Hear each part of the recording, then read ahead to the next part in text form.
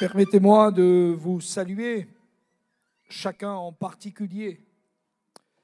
Et j'aimerais vous dire qu'il y a quelqu'un qui est près de vous ce soir, connaissant exactement tous vos besoins, voyant ce qui se passe dans votre cœur maintenant. Et le Seigneur qui est là, réuni, présent, il a dit, lorsque 2 ou 3 sont réunis en mon nom, je suis au milieu d'eux. Eh bien, permettez-moi, chers amis, de vous dire qu'il n'est pas là pour remplir l'espace, mais il est là pour remplir votre cœur, pour toucher votre vie, pour faire que ce soir, dans votre vie, il y ait un nouveau départ, il y ait la guérison, le pardon, le salut et la délivrance. Alléluia. Et le rendez-vous que nous avons ce soir, c'est un rendez-vous dans la foi. Dieu n'est pas loin de toi. Un homme de la Bible a dit que c'est en lui que nous avons la vie, le mouvement et l'être. Donc, il est beaucoup plus près de nous que nous le pensions, que nous le réalisions. Il est là pour bénir et pour faire du bien à celui qui croit. Jésus a fait une promesse à tous les hommes, et cette promesse, elle t'est faite à toi aussi ce soir. C'est celle-ci, si tu crois. Voilà. Si tu crois, tu verras la gloire de Dieu. Et il suffit que dans ce temps, tu ouvres ton cœur. Il suffit que dans ce temps, avec sincérité, tu te tournes vers le Seigneur et que tu invoques le nom de Jésus. Et la Bible dit que quiconque, écoute bien, quiconque, quelle qu'était sa vie, quelle que soit la situation dans laquelle il se trouve, quel que soit l'abîme dans lequel il est, quiconque invoquera le nom du Seigneur sera sauvé. Amen. Il sera sauvé. Alléluia. Car Jésus est le Sauveur. Dans l'épître de Paul aux Romains, Paul fait une belle déclaration.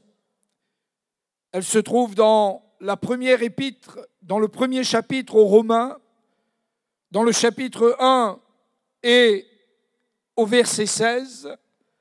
Paul va dire « Je n'ai point honte de l'Évangile, c'est la puissance de Dieu pour le salut de quiconque croit, du juif premièrement, puis du grec, car par lui est révélée la justice de Dieu pour celui qui croit. » Et ce soir, j'aimerais vous dire que si vous croyez, quelque chose se passera dans votre vie. Si tu crois, quelqu'un va toucher ta vie ce soir. Si tu crois, quelqu'un va agir ce soir pour toi. Et celui qui a ce pouvoir, ce n'est pas le pasteur, ce n'est pas le prédicateur, mais c'est le Christ, Jésus lui-même. Alléluia! Jésus est vivant et Jésus est puissant. Je n'ai point honte parce que Paul a rencontré celui qui a changé sa vie. C'était un homme extrêmement religieux, voyez-vous, convaincu que ce qu'il faisait était bon, ce qu'il faisait était juste. Mes chers amis, rien de ce que nous pouvons faire n'est bon et assez juste pour nous apporter le salut. Il n'y a que la justice de Dieu en Jésus-Christ manifestée qui peut nous apporter le salut. Et sur cette route de Damas, alors que son cœur était rempli de haine et qu'il respirait, nous dit la Bible, la menace, il a rencontré ce Jésus. Et ce Jésus a changé tout le cours de son existence. Et à partir de cette rencontre, eh bien, ce fut un homme complètement transformé. Ni l'argent, ni l'or, ni la religion, ni la philosophie ne peut changer ta vie. Il n'y a qu'un seul qui puisse le faire si tu crois en lui, et c'est Jésus. Amen. Paul dit, je n'ai point honte de l'évangile, c'est la puissance de Dieu. Il ne parle pas de l'évangile comme étant un récit. Il parle de l'évangile comme étant une puissance par laquelle Dieu lui-même opère dans notre vie des miracles et des prodiges. Et permettez-moi, pendant quelques instants, de vous parler simplement de la puissance de l'Évangile. L'Évangile, c'est la bonne nouvelle. Et cette bonne nouvelle, écoutez-moi, chers amis, elle concerne le Christ Jésus. Cette bonne nouvelle, c'est que Dieu a tant aimé le monde qu'il a donné son Fils unique afin que quiconque croit en Jésus expérimente par la foi en lui le pardon de ses péchés, le salut de son âme et la vie éternelle. La puissance de l'Évangile, c'est la puissance de la réconciliation. Depuis que l'homme a péché, la Bible dit qu'il y a eu un mur, le mur de l'inimitié. Et le prophète dira, inspiré par le Saint-Esprit, non, la main de l'Éternel n'est pas trop courte. Non, son oreille n'est pas trop dure. Mais il dira, ce sont vos péchés, ce sont vos crimes qui mettent une séparation entre lui et vous et l'empêchent de vous écouter. Mais l'Évangile, c'est une puissance de réconciliation. Car lorsque l'Évangile fut accompli par la mort expiatoire de Jésus à la croix du Golgotha, et cette crucifixion, cette mort expiatoire se conclut par une parole que le Christ prononce, « Père, je remets mon esprit entre tes mains, voici, tout est accompli. » Et à ce moment, il se fait un miracle extraordinaire. À cet instant précis, la Bible dit que plusieurs des morts ressuscitent miraculeusement. La victoire et la puissance de l'Évangile dépouillent le séjour des morts. Et la Bible dit qu'au même instant, dans le temple, le voile est déchiré. Et du haut jusqu'en bas, symbolisant la réconciliation de Dieu avec le monde.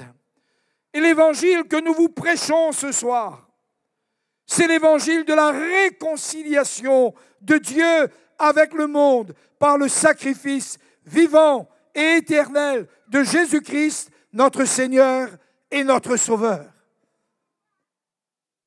La puissance de l'évangile, c'est la puissance de la réconciliation. Chers amis, Dieu s'est réconcilié avec l'humanité. Et nos offenses, nos péchés, nos iniquités ont été expiés par le sacrifice de Jésus à la croix du Golgotha. Et quand Paul dit que l'Évangile, c'est la puissance de Dieu, d'ailleurs, le nom de celui qui est l'auteur de cette bonne nouvelle, il s'appelle aussi Emmanuel, ce qui signifie Dieu avec nous. la réconciliation. Dieu est près de toi ce soir. Il n'est pas loin de toi. Il connaît ton cœur, il connaît ta vie, il connaît tes douleurs, il connaît tes peines. Et il est là ce soir, présent, pour agir puissamment dans ta vie. Puissance de réconciliation. La mort de Jésus n'est pas accidentelle. Ce n'est pas Pilate qui avait le pouvoir de faire mourir le Fils de l'homme. Ce n'est pas Caïphe, le grand prêtre de l'époque, qui avait le pouvoir de faire mourir Jésus. Jésus a dit, ma vie, je la donne. On ne peut pas la prendre, je la donne. Personne n'aurait pu prendre la vie de Jésus. Mais Jésus l'a offert. Et c'est avec raison que Jean-Baptiste l'appelle l'agneau de Dieu qui ôte le péché du monde. L'agneau de Dieu qui ôte le péché du monde. Et l'Évangile, cette bonne nouvelle, c'est que Dieu est réconcilié avec nous. Je ne sais pas si nous sommes déjà réconciliés avec Dieu.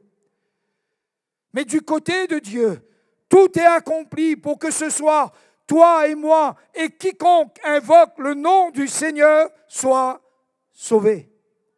Alléluia. Je n'ai point honte de l'Évangile, c'est la puissance. C'est la puissance d'une vie. Parce que l'Évangile rend témoignage à la puissance de la vie de Jésus. Un jour, les huissiers sont retournés vers ceux qui les avaient envoyés pour arrêter Jésus et ils ont dit, jamais homme n'a parlé comme cet homme. Une autre fois, on l'a écouté enseigner et prêcher et on fut frappé de sa doctrine parce qu'il parlait avec autorité, c'est-à-dire qu'il délivrait, guérissait, chassait les démons par la puissance de sa parole. Et l'Évangile, chers amis, c'est l'Évangile de la puissance de la vie de Jésus. Un jour, quelqu'un a dit, le plus grand miracle que notre monde ait connu, ce n'est pas que l'homme ait marché sur la lune, mais c'est que Dieu lui-même, par la personne de Jésus-Christ, son Fils, soit venu marcher sur cette terre. Et la Bible nous dit de ce Jésus, rempli du Saint-Esprit, conduit par le Saint-Esprit, revêtu de la puissance du Saint-Esprit, il allait de lieu en lieu, faisant du bien, guérissant les malades et délivrant tous ceux qui étaient sous l'emprise du diable.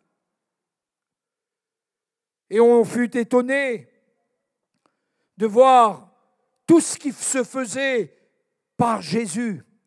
Les aveugles recouvraient la vue, les boiteux marchaient, les morts ressuscitaient, les lépreux étaient purifiés. Mais écoutez bien, ce qu'il y a de plus merveilleux, c'est que le pécheur était pardonné, justifié, délivré, renvoyé libre de l'oppression et de l'esclavage qu'il y avait dans sa vie. On était scandalisés et on a dit, cet homme blasphème. Qui peut pardonner les péchés si ce n'est Dieu seul? Il reconnaissait que ce miracle du pardon des péchés ne pouvait être accompli que par Dieu seul. Mais la preuve que Jésus est Dieu, c'est qu'il pardonne les péchés. C'est qu'il a le pouvoir de pardonner les péchés. Et chers amis, la bonne nouvelle de l'Évangile, c'est que ce soir, sans les sacrifices d'animaux, sans les prières, sans les carêmes et les pénitences, il y a quelqu'un de puissant pour pardonner nos péchés. Ici, ce soir, c'est Jésus, le Christ, le Fils du Dieu vivant. La Bible nous relate ce merveilleux miracle de cet aveugle de naissance. Et à la vue de cet aveugle, les disciples ont demandé à Jésus, mais Rabbi, qui a péché, cet homme ou ses parents, pour qu'il soit né aveugle? Et Jésus a dit, ce n'est pas que lui ou ses parents aient péché, mais c'est afin que les œuvres de Dieu soient manifestées en lui. Et chers amis, Jésus a miraculeusement guéri cet aveugle. Alléluia. La puissance de l'Évangile, c'est la puissance de Jésus, conduit, rempli, revêtu de la puissance du Saint-Esprit, allant de lieu en lieu, opérant des prodiges et des miracles parmi les hommes. Et ce Jésus, il est toujours vivant. Ce Jésus, il est présent ce soir au milieu de nous avec la promesse qu'il nous a faite. Là où 2 ou 3 sont réunis en mon nom, je suis au milieu d'eux. Ce Jésus qui a rendu la vue à cet aveugle. Ce Jésus qui a ouvert les oreilles des sourds. Ce Jésus qui a ressuscité Lazare d'entre les morts. Ce Jésus qui a pardonné les péchés de cette femme saisie en flagrant délit d'adultère. Ce Jésus, pas un autre, ce Jésus, il est là ce soir. Il est présent au milieu de nous, toujours capable d'agir avec efficacité et puissance dans notre vie. Ne limitez pas Jésus. Ne limitez pas le nom de Jésus. Il peut opérer en vous un puissant miracle ce soir. C'est le nom qui nous a été donné. C'est le nom de Dieu avec nous. C'est le nom par lequel la réconciliation est rendue possible. Jésus. Amen. Jésus. Il n'y a de salut en aucun autre, car il n'y a sous le ciel aucun autre nom qui ait été donné par lequel nous devions être sauvés. Et ce nom, c'est le nom de Jésus. Alléluia. Je n'ai point honte de l'Évangile. C'est la puissance.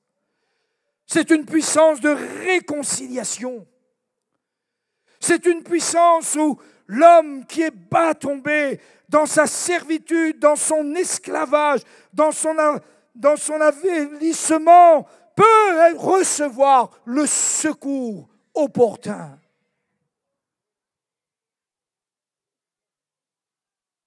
Puissance pour toi ce soir. Puissance pour que tu sois guéri miraculeusement ici. Puissance pour que tu sois pardonné. Puissance pour que les écailles de tes yeux tombent et que tu vois briller la splendeur de l'évangile de Jésus-Christ. Je n'ai point honte de l'évangile, dit Paul. C'est la puissance par laquelle Dieu est réconcilié. Alléluia. La Bible dit, il a renversé le mur. Et chers amis, ce soir, le nom de Jésus est puissant. Ne regarde pas ta maladie comme étant quelque chose d'impossible à Dieu. Ne regarde pas peut-être les chaînes de ta vie comme quelque chose d'impossible à Dieu. En un instant, Dieu les brise, Dieu te guérit et te relève si tu crois en Jésus. Si tu crois, a dit Jésus, tu verras la gloire de Dieu. Alléluia. Amen.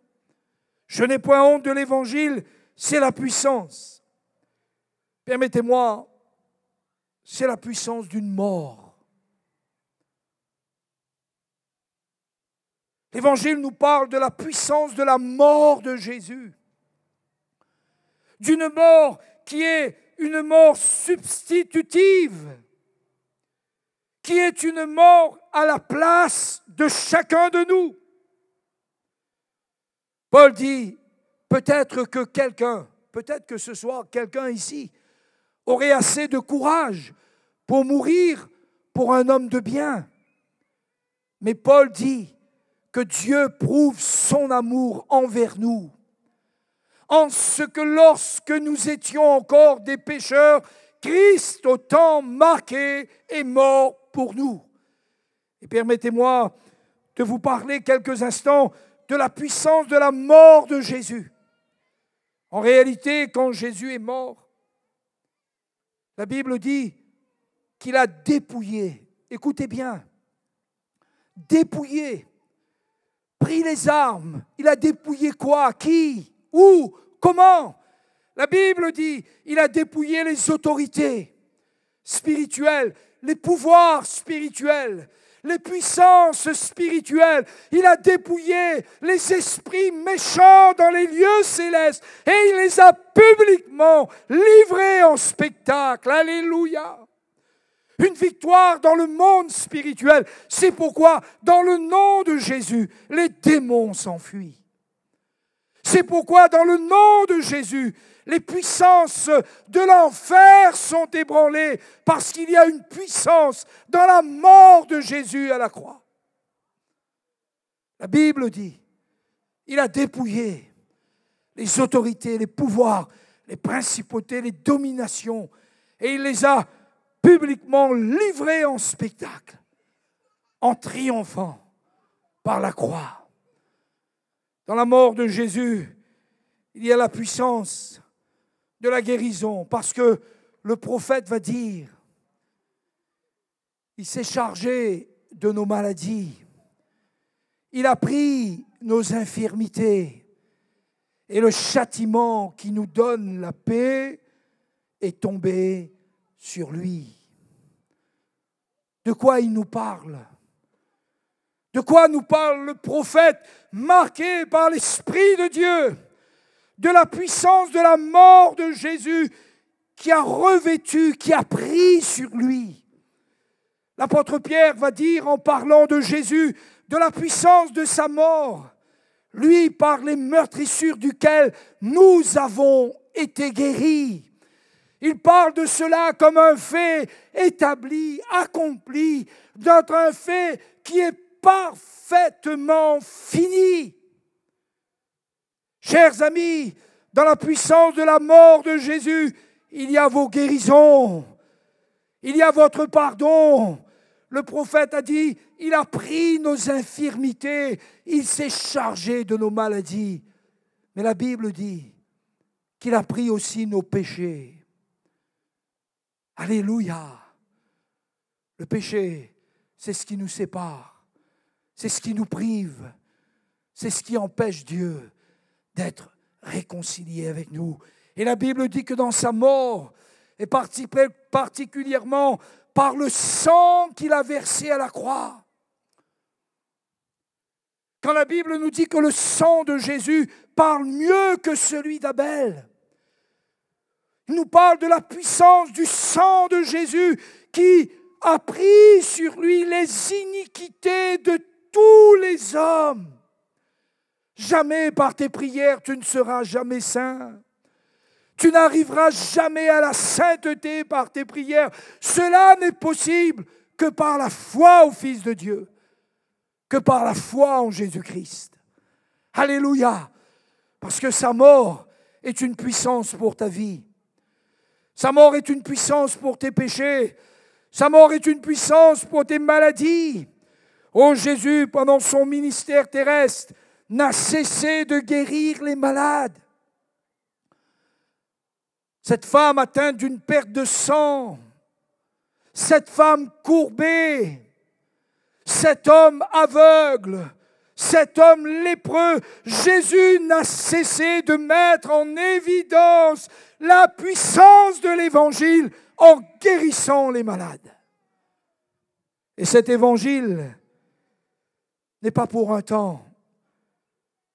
Lorsque Jean voit dans le ciel cet ange qui se déplace, son attention est attirée tout particulièrement sur l'évangile qui est là, qu'il tient entre ses mains.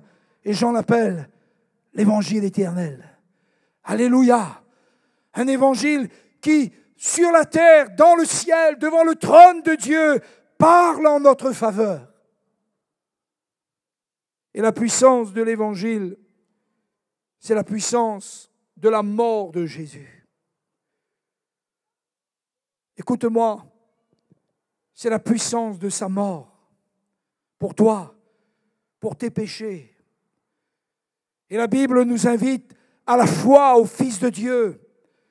La Bible nous invite à la foi dans la mort expiatoire de Jésus à la croix du Golgotha. Et la Bible dit que si tu crois que Christ est mort pour toi et qu'il est ressuscité pour toi, en un instant, tu es sauvé. Amen. Tu passes des ténèbres à la lumière. Tu passes de Satan à Dieu. Tu passes de Bélial à Christ, le Seigneur. Alléluia. C'est la puissance de sa mort. Et pour conclure,